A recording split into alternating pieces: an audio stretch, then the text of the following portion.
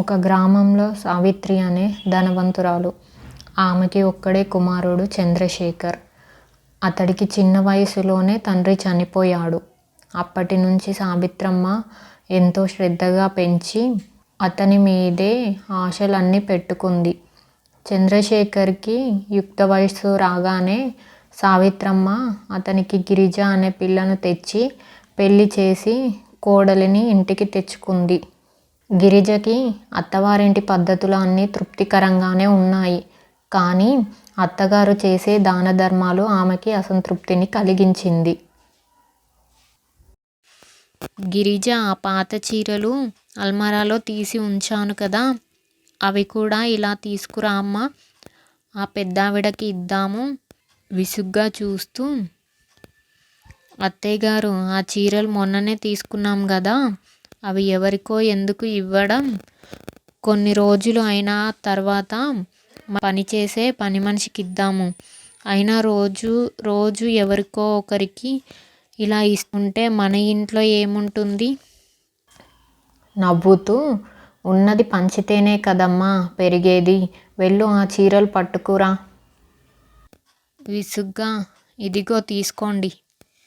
సావిత్రి గిన్నెలు సదురుతూ వంటింట్లో నెయ్యి డబ్బా తీసుకుంటుంది.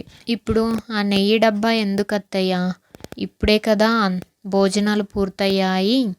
పక్కింటి రాములమ్మ వాళ్ళ మనవరాలికి ఒంట్లో బాలేదంట, పథ్యం వంట చేస్తున్నారంట, కొంచెం నెయ్యి పంపమన్నారు. ఆపుతూ, అత్తయ్య, నాకు సందేహం. మీరు అన్ని విషయాల్లో చాలా పద్ధతిగా ఉంటారు, కానీ ఈ దానాల విషయంలో నాకు అర్థం కావడం లేదు. అలా కాదమ్మా, మనకు ఉన్న దాంట్లో నలుగురికి సాయం చేయడంలో తప్పేమీ లేదమ్మా.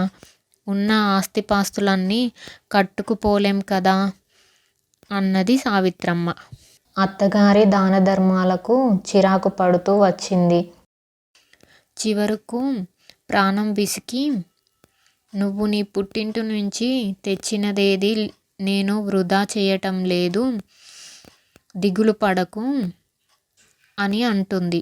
ఇక అత్తగారిని మార్చడం నా వల్ల కాదని గ్రహించిన గిరిజ తన భర్తతో చెప్పాలి అనుకుంటుంది. ఏమండి, మీతో ఒక విషయం చెప్పాలి.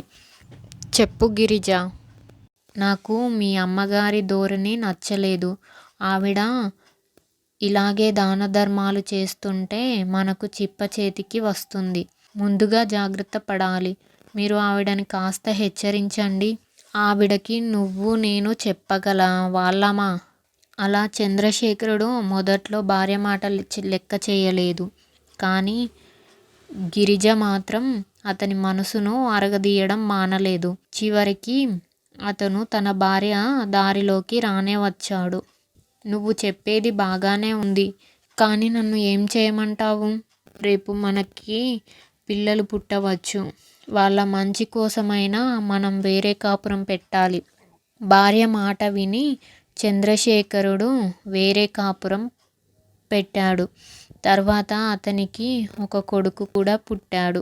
కొడుకు పుట్టినాక గిరిజలో కలిగిన మార్పు చూసి చంద్రశేఖరుడు ఆశ్చర్యపోయాడు. ఆమె తన కొడుకునే లోకంగా జీవిస్తూ భర్తను కూడా మర్చిపోయింది. ఒకనాడు సాయంత్రం చంద్రశేఖరుడు ఇంటికి వచ్చేసరికి గిరిజ పొరుగింట ఆవిడతో మాట్లాడుతుంది. పొరుగింట ఆవిడ గిరిజతో ఇలా అంటుంది. పిల్లల పెంపకంలో తీసుకోవలసిన జాగ్రత్తలు చెప్తూ, మనం ఎంతో కష్టపడి పిల్లలను సాదుతాం గాని పెద్దవాళ్ళయి వీళ్ళు మనల్ని చూస్తారని ఏమీ లేదు అంటుంది కోపంతో. ఎవరైనా అలా అవుతారేమో గాని నా కొడుకు మాత్రం కానివ్వను. తల్లిదండ్రుల రుణం తీర్చుకునే ఉత్తముడిగా తీర్చిదిద్దడానికి నా శాయశక్తులా ప్రయత్నిస్తాను. తల్లిదండ్రుల కష్టం మీద పెరిగి పెద్ద అయ్యి తన స్వార్థం తను చూసుకునే శుంఠగా కానివ్వను వీణ్ణి అంటూ వెళ్ళిపోతుంది గిరిజ. ఈ మాటలు విన్న చంద్రశేఖరుడు మర్నాడే వేరే కాపురం రద్దు చేసి తమ తల్లితో ఉండడానికి ఏర్పాట్లు చేశాడు. ఇదేమిటి, మీకేమైనా పిచ్చి పట్టిందా అని గిరిజ అతన్ని అడిగింది. లేదు, నాకు పట్టిన పిచ్చి వదిలింది. గిరిజ, నువ్వు స్వార్థపరురాలివి. నీ కొడుకు తన స్వార్థం చూసుకునే శుంఠ కాకూడదు. కానీ నీ భర్త శుంఠ అయితే పర్వాలేదన్నమాట.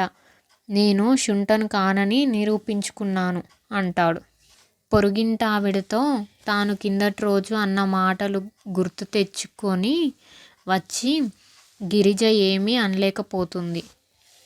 చూడు గిరిజ, నీవు నీ కొడుకును ఎంతగానో గారాబంగా పెంచుకున్నావో మా అమ్మ నన్ను అంతే గారాబంగాను పెంచి నా మీద ఆశలు పెట్టుకుంది.